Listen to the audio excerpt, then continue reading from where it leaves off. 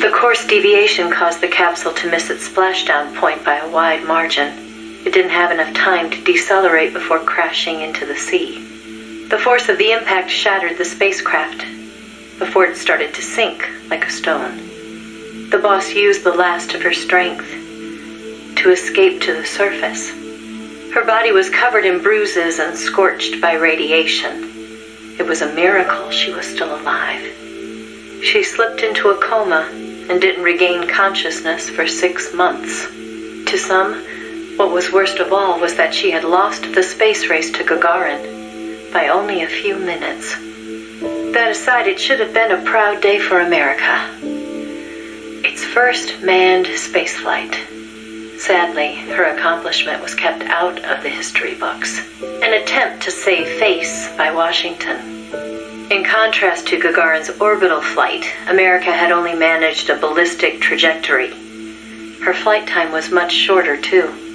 And most importantly, the Soviets had brought back both spacecraft and pilot safely.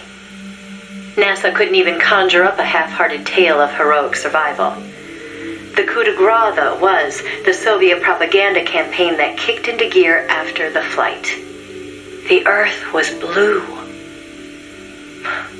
Those were the words of Gagarin on his return, and the whole world was listening.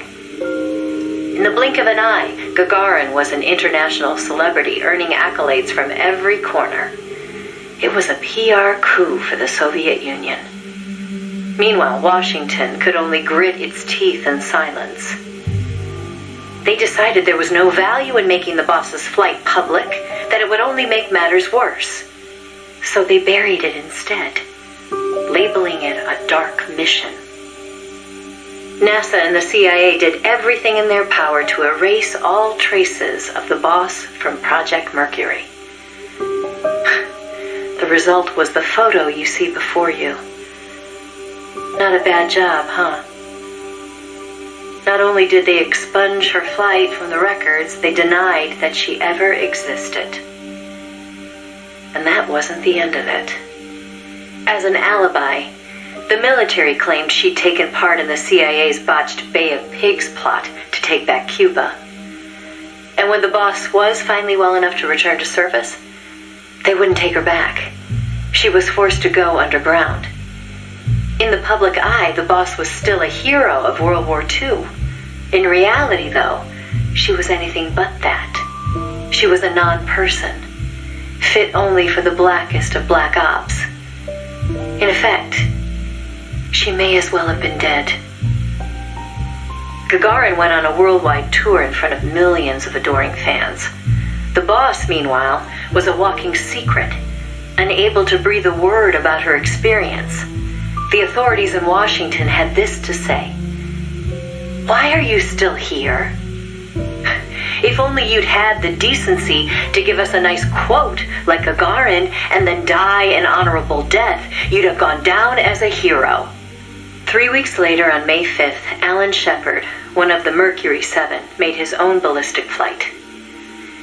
They sure didn't try to cover up his achievement. Of course, he owed his success to the lessons learned from the boss's tragedy. Before sending Gagarin up into space, the Soviets had used a mannequin called Ivan Ivanovich to test the landing procedure, which would make the boss America's version of a crash test dummy. But she didn't care. "I'm happy to be the dummy," she said, "if it'll help the project succeed. Nothing would give me greater satisfaction." And that still wasn't the end of it.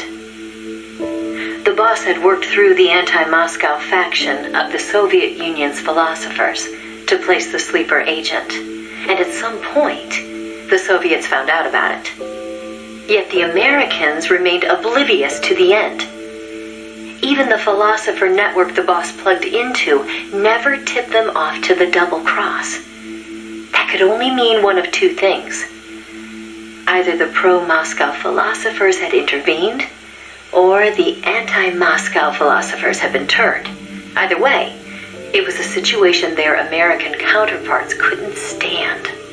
To preserve the philosopher's good name and to repay her debt, so to speak, the boss once again made her way into the Soviet Union. There, she found herself face to face with the Soviets' own agent. And who should she find awaiting her return to Russia? The one who'd turned her sleeper against her, who'd fed them lies all this time. It was her former comrade in arms, the father of her child, the man known as the Sorrow. He didn't know it was the boss who'd sent the sleeper. Or to be more precise, the Soviet philosophers never told him. Former lovers, forced to fight to the death. One would live and one would die, she told me. That was the revenge the Soviet philosophers had in store for me.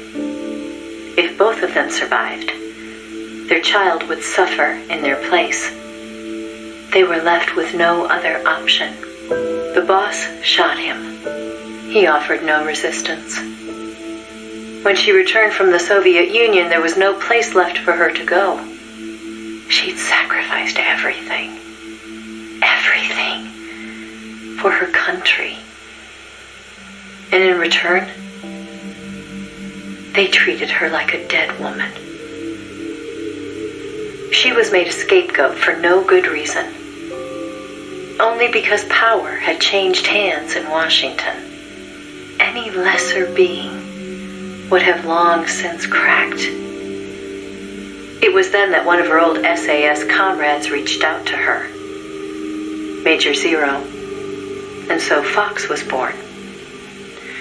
She undertook a mission that, well, you should know better than anybody. You were a part of it. 20 days after Shepard's flight, President Kennedy announced that America would put a man on the moon. Without the intelligence the boss obtained, America's space program would never have caught up. Armstrong and Aldrin might never have walked on the moon. But the Americans' gain had cost the boss her health, her honor, and the man she loved. The word tragedy doesn't even begin to describe what she endured. The Soviets continued their manned space flights, and in 1963, Valentina Tereshkova became the so-called first woman in space. It said they took their cue from NASA's long-buried Mercury Lady project. And so that, Snake, is the mission that kept her away from you for so long. Now, I know what you're thinking. Why not use me as her agent? She knew I'd never even think of betraying her. I think it's because she didn't want to drag you into it. She probably knew what was going to happen. To complete the mission, she'd have to turn to the philosophers, and once she did that, whatever came of it, there'd be a price to pay. No one understood that better than her. So please, Snake, let it go. When she gave me the photo, she left me to decide whether or not to pass it along to you. I know she was torn about it, just as I was. She knew you'd probably blame yourself. Why did she hold on to it for so long? That, I can't say. To remind her of how much it hurt to be erased. She wasn't that kind of person. No.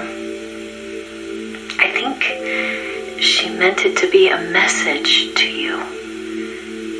She had her identity, her life taken away, but she wanted you, of all people, to know the truth. Snake, you've probably already figured this out, but it's no accident that I'm only now sending you something I've withheld for so long.